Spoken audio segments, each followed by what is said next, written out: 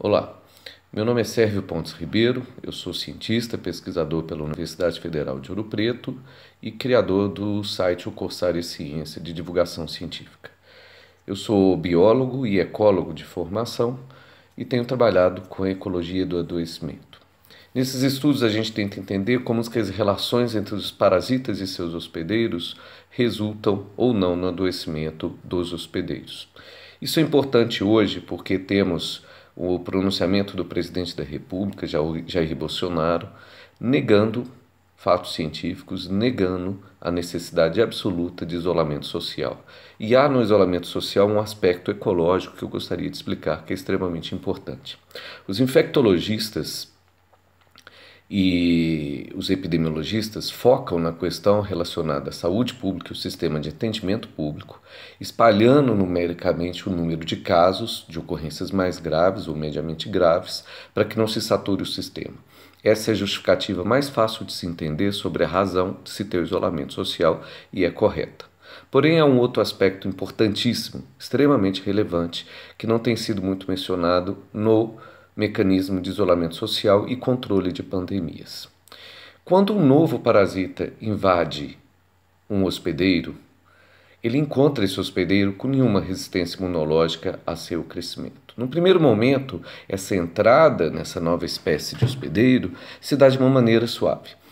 Essa é a diferença entre o adoecimento e o parasitismo. Quando você tem um organismo vivendo dos seus órgãos, dos seus tecidos, ele só lhe causará uma doença se as taxas reprodutivas, ou seja, o tanto que ele reproduz por tempo dentro do seu corpo, lhe destrói tecidos ou órgãos ou partes do seu sistema de defesa. O adoecimento é resultado de uma elevada taxa reprodutiva desse organismo parasitário dentro do seu corpo. A mesma coisa, né, é o que a gente vê agora com o coronavírus, com apenas 5% da população, os mais vulneráveis, tendo então o adoecimento.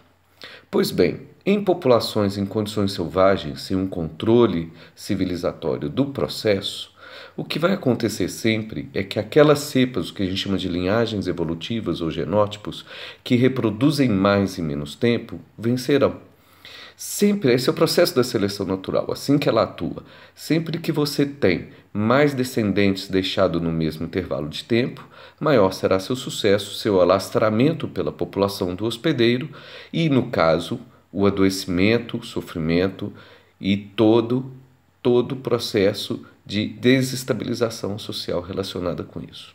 Na natureza, as cepas chamadas virulentas, mais agressivas, se espalham rapidamente, causando muita mortalidade e, assim que isso acontece, se reestrutura a população do hospedeiro na natureza e essas cepas conseguem não encontrar mais os hospedeiros e começam a ser substituídas pelas menos agressivas que não transmitem doença, só se transmitem umas às outras entre os hospedeiros que então permanecem menos agressivos. Por isso que todas as doenças com o passar do tempo se tornam menos agressivas ao hospedeiro para qual eles já evoluíram.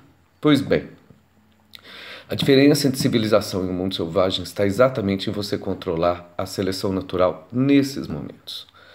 A gente tem que ver que podemos entrar num processo de exposição uns aos outros e dar armas aos eugenistas, às pessoas que não se importam com o sofrimento de ninguém, não se importam com a morte, com toda a tristeza, pobreza e miséria que vai sobrecair sobre essa camada da sociedade que irá morrer, e criar todo o ambiente necessário para que as cepas mais agressivas, virulentas, se espalhem na nossa população, causando um certo caos social que trará mais prejuízos econômicos do que lutar contra isso agora.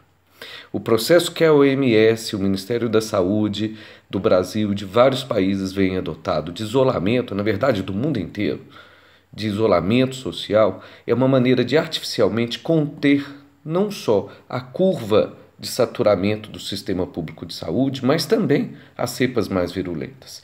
Na hora que uma pessoa infectada, que adoece gravemente, é tratada em isolamento completo, você não terá essa doença se espalhando com esse indivíduo contaminado.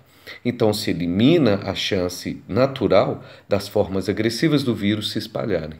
Esse controle social é extremamente importante, não só para o momento de agora, mas para que ao longo do próximo e do ano seguinte a doença não retorne de uma maneira muito agressiva. Essa é a maneira como o ebola tem sido contido na África e a gente não pode se negar à obrigação social e política de exercer ciência nesse momento e proteger a sociedade dessa maneira.